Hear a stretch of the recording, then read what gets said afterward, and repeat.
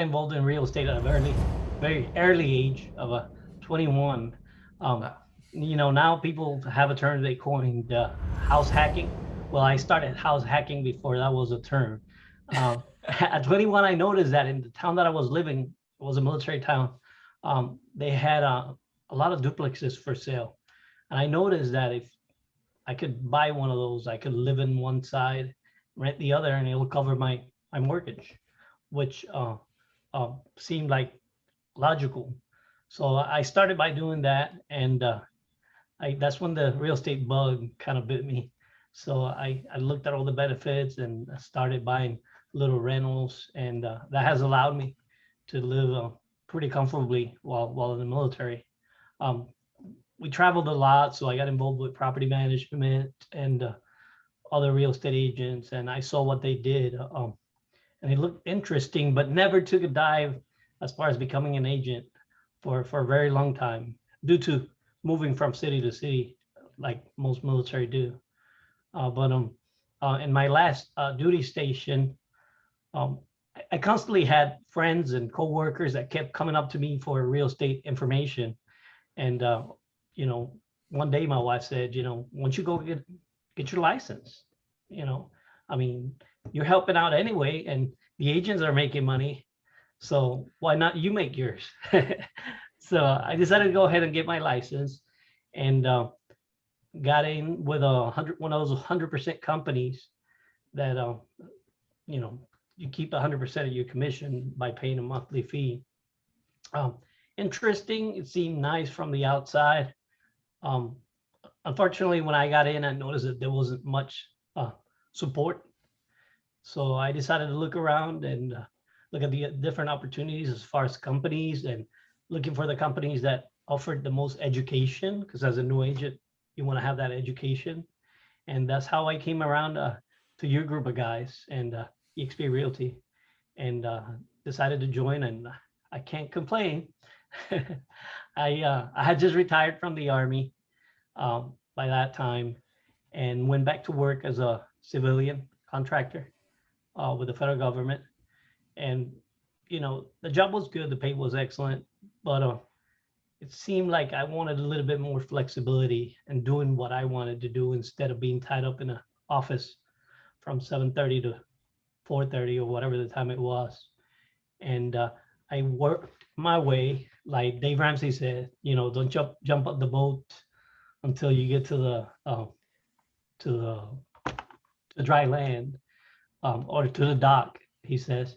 So I decided to stay working full time while pursuing real estate as a realtor part time, and this company has allowed me to do that. Fortunately, I started getting more and more clients and doing more and more business, and I was finally able this last May to quit my full time employment and dedicate to real estate full time. And that's Yeah. how I got here.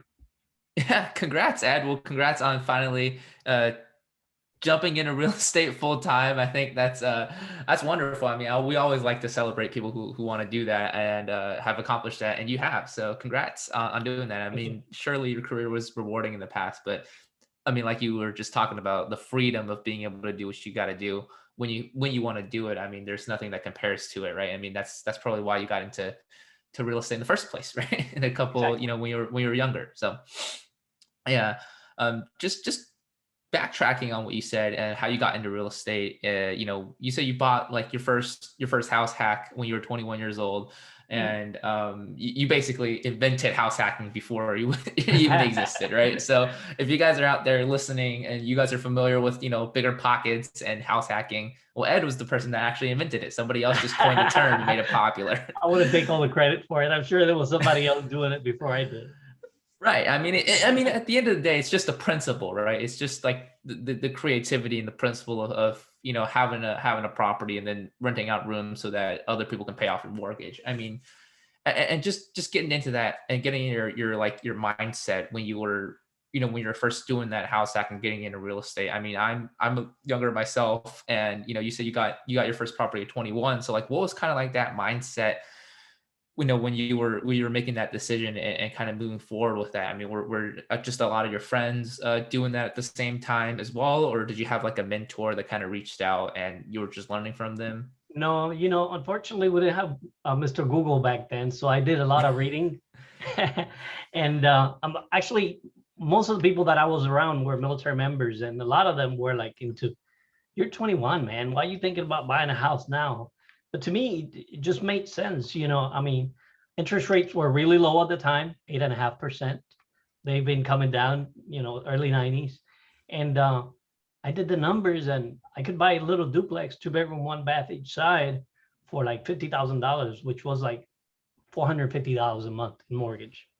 And one side was already rented for 410.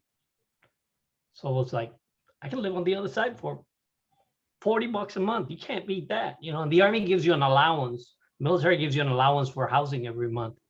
So I figured, if I'm only paying that, I can pocket my whole allowance and maybe invest in something else, which is what happened. I went from that duplex to a single family home, and then another single family home. And then I bought a mobile home park with 5 acres, 25 units, and kept buying little 3 bedroom, 1 bath, 3 bedroom, 2 baths in Central Texas, the area of Fort Hood, Killeen. And I got comfortable. I got comfortable enough to where I thought I was going to get out of the military. But by that time, I had too much time invested. I had like 12 years in.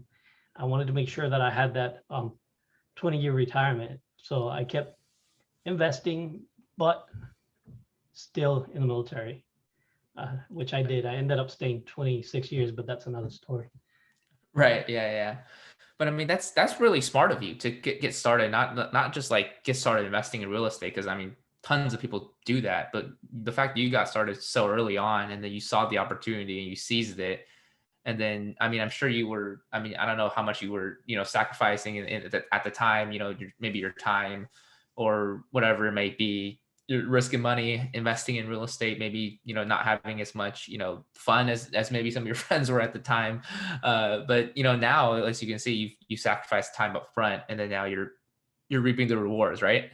Well, you see, you can see the results now. I'm not that great at PlayStation because my friends at the time were all playing PlayStation on the weekends and stuff. And me, I was busy getting a house ready for rent. A tenant had just moved out. Me and my wife were in there working. And at the time, we established small goals. For example, one of the goals was that when we had our first son or kid, we wanted to make sure that my wife was able to stay home.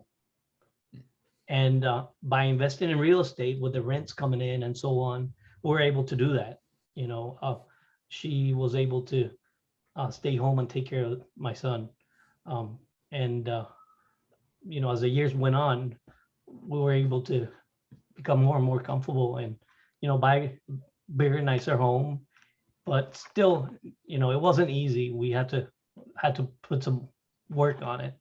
But it can be done. Anybody can do it if you put your mind to it, especially with all the information out there nowadays. I mean, you just punch a couple words in the internet and boom, there comes the information. There's a YouTube about it.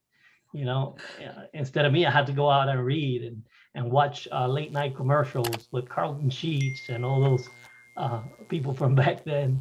It was different, but I feel like if I had the opportunities and the resources that you guys have right now, that we all have right now, I would have been a lot more further along.